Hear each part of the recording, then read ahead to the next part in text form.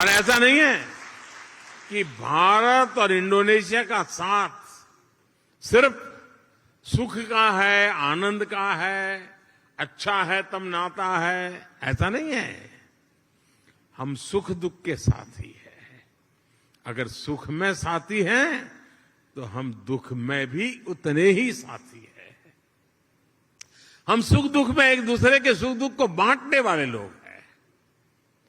जब 2018 में इंडोनेशिया में इतना बड़ा भूकंप आया तो भारत ने तुरंत ऑपरेशन समुद्र मैत्री शुरू किया था। इसलिए ही उस साल में जकार्ता आया था और तब मैंने एक बात कही थी।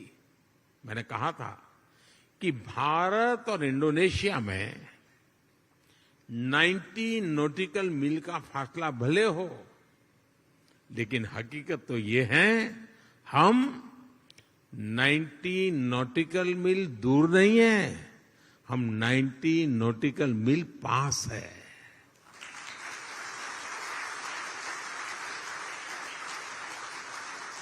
साथियों, जीवन के पग पग पर, क्षण क्षण में ऐसा कितना कुछ है जिससे भारत और इंडोनेशिया ने मिलकर के अब तक सहज कर रखा है। बाली की ये भूमि महर्षि मार्कंडेय और महर्षि अगस्त्य के तप से पवित्र है। भारत में अगर हिमालय है तो बाली में आगुंग पर्वत है। भारत में अगर गंगा है तो बाली में तीर्था गंगा है। हम भी भारत में हर शुभ कार्य का श्री गणेश करते हैं। यहां भी श्री गणेश घर घर विराजमान है। सार्वजनिक स्थानों पर शुभता फैला रहे हैं। पूर्णिमा का व्रत, एकादशी की महिमा, त्रिकाल संध्या के जरिए सूर्य उपासना की परंपरा, मां सरस्वती के रूप में ज्ञान की आराधना, अनगिनत चीजें हम कह सकते हैं। ऐसी बहुत सी बातें हैं जो हमें जोड़े रखती हैं, जोड़ती रहती हैं। बाली का जन जन महाभारत की गाथाओं के साथ बड़ा होता है। और मैं तो द्वारकाधीश भगवान कृष्ण की धरती गुजरात से यहां पला बड़ा हूं। मेरा तो जीवन वहीं बीता हुआ है।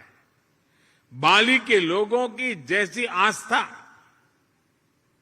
महाभारत के लिए है, भारत में लोगों की वैसी आत्मीयता बाली के लोगों के लिए भी है। आप यहां पर भगवान विष्णु और भगवान राम की आराधना करते हैं और हम जब भारत में भगवान राम की जन्मभूमि पर भव्य राम मंदिर की नींव रखी जाती है तो इंडोनेशिया की रामायण परंपरा को भी गर्व से याद करते हैं।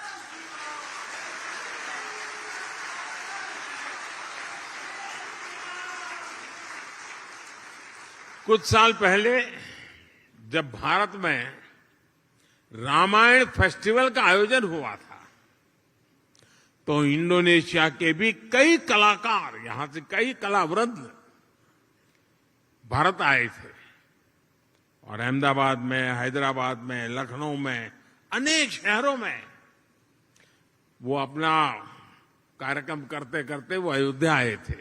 उनका आखिरी समापन कार्यक्रम अयोध्या में हुआ था और बहुत वाहवाही हुई थी। हिंदुस्तान में जहां गए अखबार भरे पड़े रहते थे।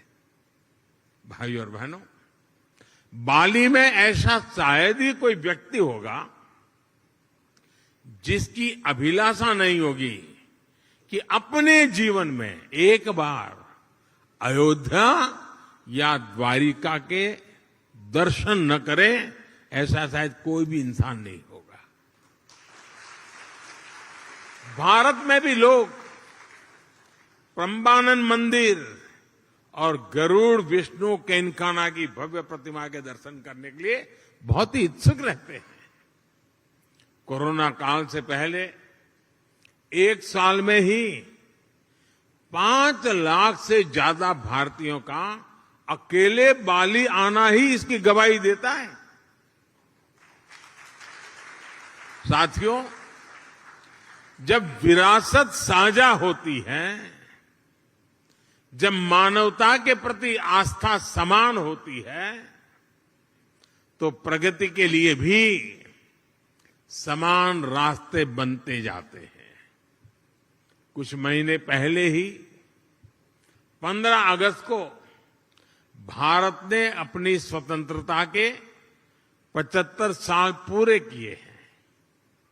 इंडोनेशिया का इंडिपेंडेंस डे भारत के स्वतंत्रता दिवस के 2 दिन बाद 17 अगस्त को आता है, लेकिन इंडोनेशिया को भारत से 2 साल पहले स्वतंत्र होने का सौभाग्य मिला हुआ था। इंडोनेशिया से सीखने के लिए भारत के पास बहुत कुछ है और अपनी 75 वर्षों की विकास यात्रा से भारत के पास भी इंडोनेशिया को देने के लिए बहुत कुछ है।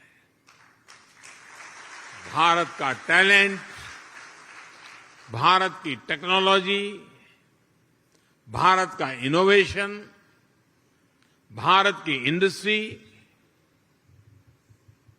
आज इन सारी बातों ने दुनिया में अपनी एक पहचान बनाई है। आज विश्व की अनगिनत कंपनियां ऐसी हैं, कई बड़ी कंपनियां ऐसी हैं जिसके सीईओ भारतीय मूल के हैं। आज दुनिया में जितने यूनिकॉर्न बनते हैं ना, 10 में से 1 यूनिकॉर्न भारत का होता है। आज भारत दुनिया की फास्टेस्ट ग्रोइंग लार्ज इकोनॉमी है। आज भारत डिजिटल लेन देन में दुनिया में नंबर 1 है। आज भारत ग्लोबल फिनटेक के मामले में दुनिया में नंबर 1 है। आज भारत आईटी बीपीएन के लिए आउटसोर्सिंग में दुनिया में नंबर 1 है। आज भारत स्मार्टफोन डेटा कंजम्पशन में दुनिया में नंबर 1 है। आज भारत कितनी ही दवाइयों की सप्लाई में, अनेकों वैक्सीन की मैन्युफैक्चरिंग में दुनिया में नंबर 1 है। साथियों, 2014 के पहले और 2014 के बाद के भारत में बहुत बड़ा फर्क जो है,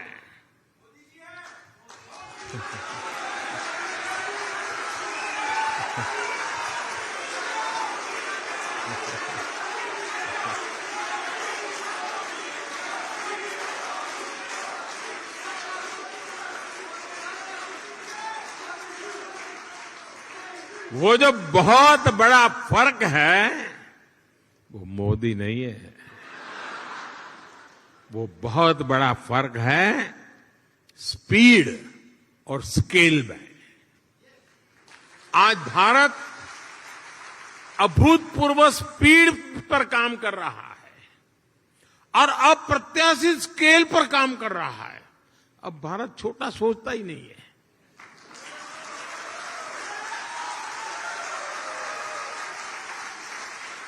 स्टैच्यू बनाएगा तो दुनिया में सबसे बड़ा, स्टेडियम बनाएगा तो दुनिया में सबसे बड़ा, 2014 के बाद से भारत ने 320 मिलियन से अधिक बैंक अकाउंट खोले हैं, बैंक में खाते खोले हैं।